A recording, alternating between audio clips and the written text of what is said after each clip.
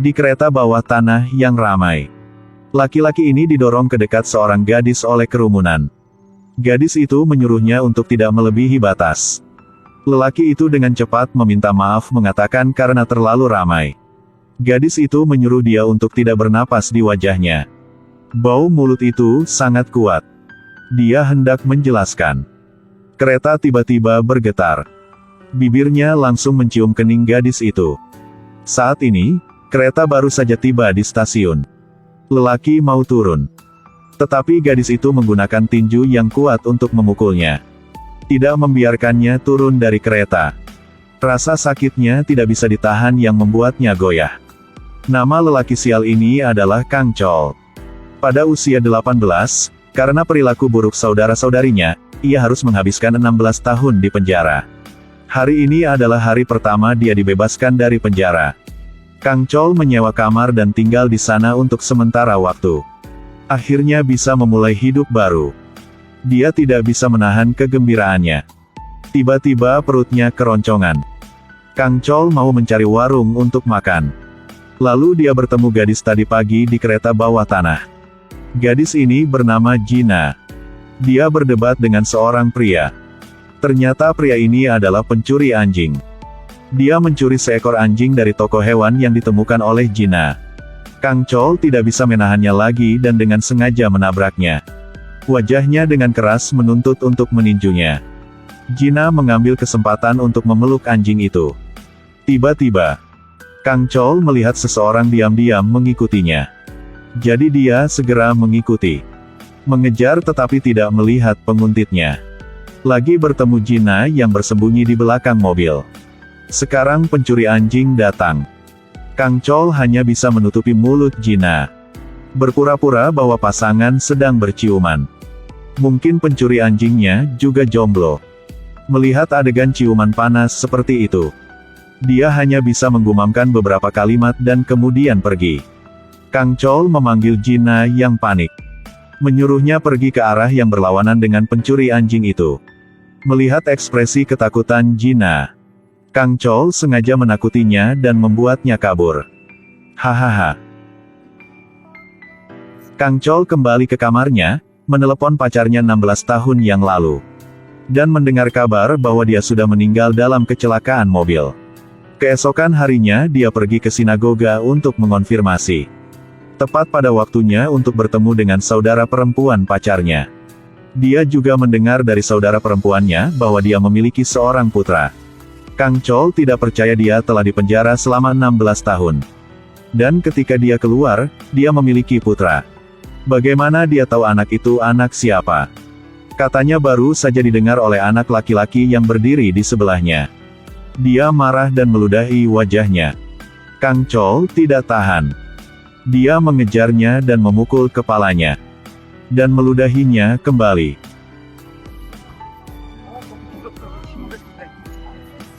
Pada malam, Gina sedang dalam perjalanan pulang ketika mobilnya mogok di tengah jalan. Dia hanya bisa pergi ke rumah tua untuk berteduh dari hujan. Tapi kemudian, dia sekali lagi bertemu Kang Chol yang juga berlindung dari hujan di sini.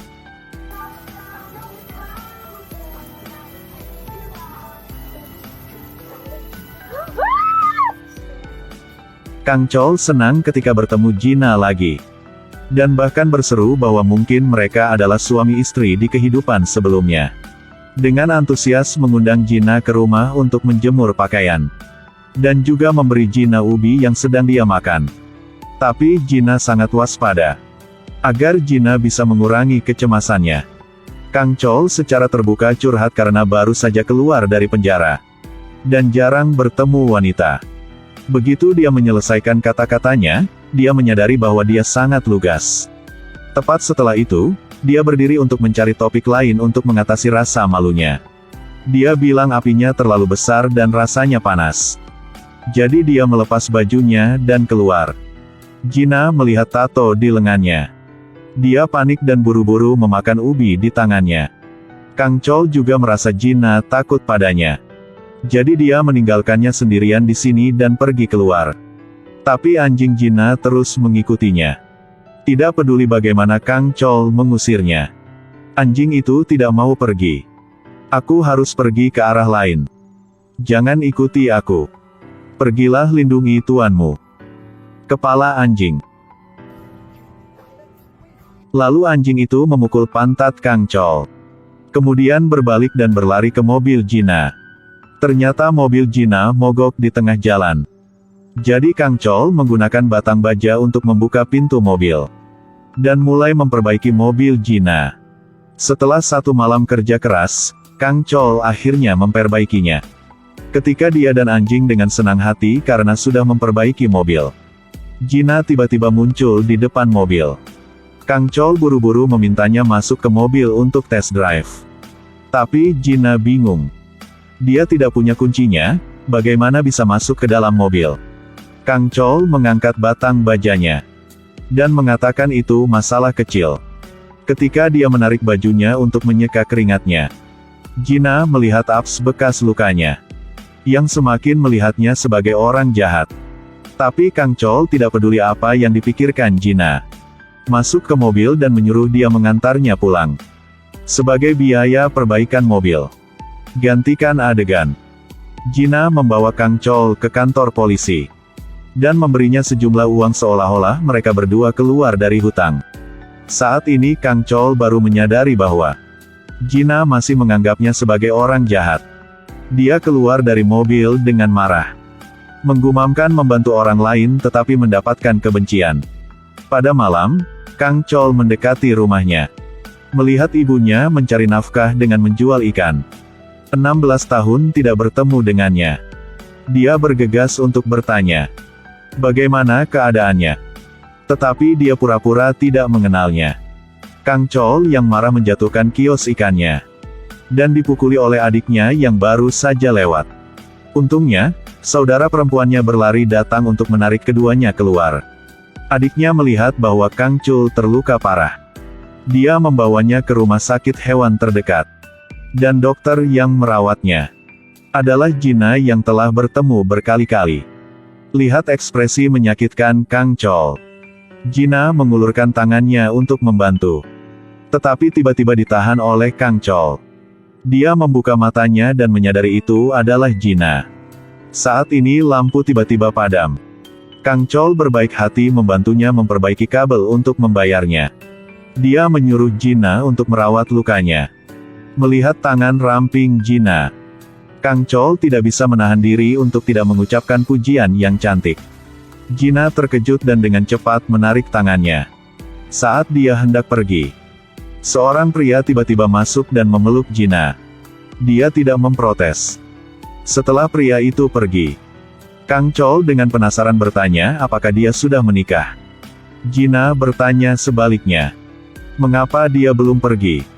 Kang Chol tidak mengajukan diri untuk pergi sekarang. Hanya baru berbalik dan menendang kakinya di meja.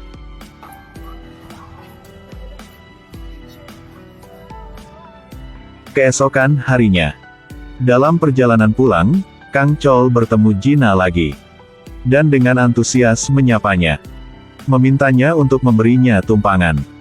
Gina menatap pria berwajah tebal ini. Tidak menjawab tapi langsung duduk di dalam mobil.